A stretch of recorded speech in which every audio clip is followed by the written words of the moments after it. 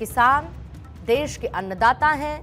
देश का पेट भरने के लिए यही किसान चिलचिलाती हुई धूप हो, ठंड हो, कड़ी मेहनत करते हैं और अनाज को उगाते हैं, और यही अनाज देश का पालन पोषण करता है।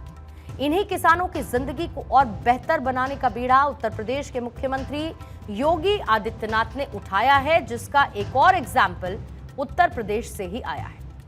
योगी सरकार ने उत्तर प्रदेश के गन्ना किसानों को बड़ा तोहफा दिया।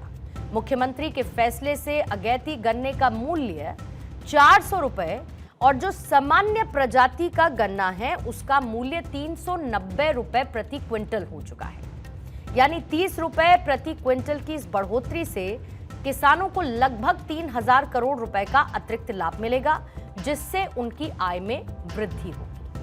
अब किसानों को लेकर कई दलों ने आज तक राजनीति तो खूब की और इस राजनीति ने उनका देश की सियासत में ओहदा भी बढ़ाया, लेकिन इस कोरी पॉलिटिक्स में अगर कुछ नहीं बदला तो वो है किसानों के हालात।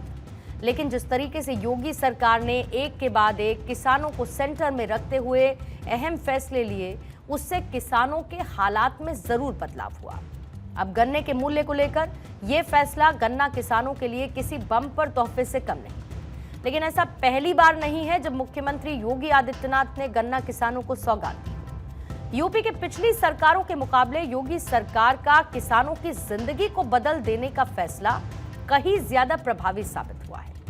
योगी सरकार ने साल 2017 से अब तक 4 बार गन्ने के मूल्य को बढ़ाया, जिसका नतीजा यह है कि पिछले 8.5 सालों में गन्ना किसानों को 2,90,225 करोड़ का रिकॉर्ड भुगतान हुआ और ये पिछली सरकारों के 10 साल के भुगतान से 1,42,879 करोड़ रुपए ज्यादा है।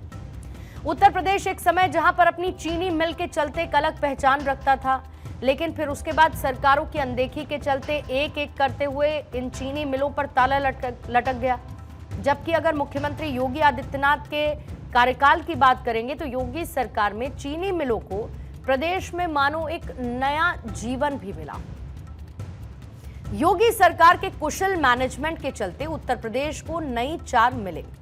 इतना ही नहीं, जो 6 बंद मिल थी वो फिर से चालू कर दी गई, जिससे चीनी उद्योग में 12,000 करोड़ का निवेश आया। स्मार्ट गन्ना किसान सिस्टम भी किसानों के लिए संजीवनी साबित हो रहा है। वजह है ऑनलाइन पर्चियों के चलते बिचौलियों का राज पूरी तरीके से खत्म हुआ, क्योंकि भुगतान सीधे डीबीटी डायरेक्ट बैंक ट्रांसफर से हो रहा है। अब गन्ना किसानों की तरफ से गन्ने का मूल्य बढ़ाने की मांग रखी गई थी, जिसे प्रदेश सरकार की मंजूरी मिली।